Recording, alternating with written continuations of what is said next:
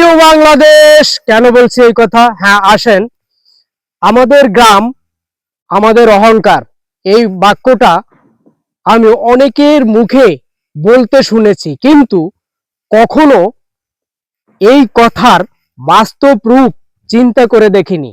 আজকে এই গ্রামে এসে দেখতে পেলাম একই সাথে আম, কাঁঠাল ইত্যাদি ইত্যাদি গাছের সাথে ঝিরির প্রত্যেকটা বাঁকে বাঁকে রয়েছে বিভিন্ন স্টাইলের ধান লাগানোর সিস্টেম। তার ভিতরে অন্যতম সিস্টেম হলো, দেখেন এখানে একটা ড্রেন রাখা হয়েছে, যাহাতে করে পাহাড়ের গড়ানো পানি নেমে ড্রেন দিয়ে চলে যায়, ধান ক্ষেতের কোনো ক্ষয়ক্ষতি না হয়। সেই ড্রেনের ভিতরেও মানুষ কি করেছে, অপচয় না করে জায়গাটায় ভিতরে লাগিয়ে দিয়েছে কিছু সংখ্যক ধান। আপনি ক্যামেরাটা একটু এদিকে নিয়ে আসবেন, আমি দেখানোর জন্য চেষ্টা করতেছি যে আয়রন আমাদের বডির ক্ষতি করে, সেই আয়রন কিন্তু ফসলেরও ক্ষতি করে। যেমন আপনি দেখবেন এই যে লাল যে বর্ণগুলো দেখা যাচ্ছে পানির ভিতরে, এই লাল বর্ণগুলো হলো পানির আয়রন। এই আয়রন যদি কোনো টিউবওয়েল বা বোরিং এ থাকে, তখন সেই টিউবওয়েল এবং বোরিং এ পানি উৎপাদন হয় কম, এবং এই আয়রনের কারণে টিউবওয়েল বারংবার পরিষ্কার করতে হয়। তো এখানে এই আয়রন কাটার জন্য বিশেষ একটা মেডিসিন ব্যবহার করে থাকে কৃষক বিভিন্ন খেতে খামারে। আর আপনার টিউবওয়েল পরিষ্কার করতে হয় প্রতি বছর একবার এই আয়রনের কারণে।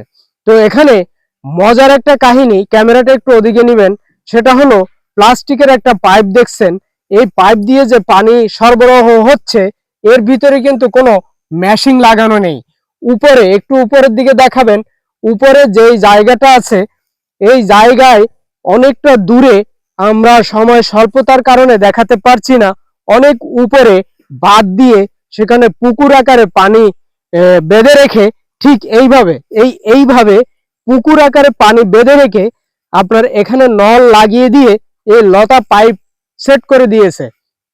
সেট করার কারণে এখান থেকে নিয়ে অনেক দূরে যেই স্থানটা উঁচু, অর্থাৎ এই নমনীয় পানিগুলো যাচ্ছে না, সেই স্থানে এই পাইপের মুখ দিয়ে দেয়া হয়েছে, যাতে সেই ক্ষেতগুলোতেও ভালো ফসল উৎপাদিত হয়। ঠিক মানুষ যদি বিভিন্ন ধরনের অখাদ্য উৎপাদন না করে, বাংলাদেশের প্রত্যেকটা মানুষ যদি নিজের চিন্তা থেকে চিন্তা করত যে আমার দেশ, আমার অহংকার, আমার দেশের সম্পূর্ণ খাদ্য প্রোডাক্টগুলো আমরা উৎপাদন করব এবং বাহিরের রাষ্ট্রে আমরা তা রপ্তানি যোগ্য হিসাবে তুলে ধরব, তাহলে কিন্তু আমাদের এই অনেক টাকা মূল্যে পেঁয়াজ, রসুন, আদা ইত্যাদি ইত্যাদি ফসলগুলো যা বাইরের থেকে আমাদের রপ্তানি করতে হয়, তা থেকে কিন্তু আমরা রেহাই পাইতাম। সেই রেহাইটা না পাওয়ার পিছনে আমাদের কৃষকদের চিন্তা চেতনা এবং আমাদের রাষ্ট্রীয়ভাবে কৃষকের প্রতি আপনার কি বলে যত্নশীলতা কমে যাওয়ার কারণে আমরা ডেভেলপ হতে পারছি না। ধন্যবাদ। আমার কথাগুলো যদি আপনাদের ভালো লাগে, লাইক, কমেন্ট, শেয়ার করে সাথে থাকবেন। আসসালামু আলাইকুম।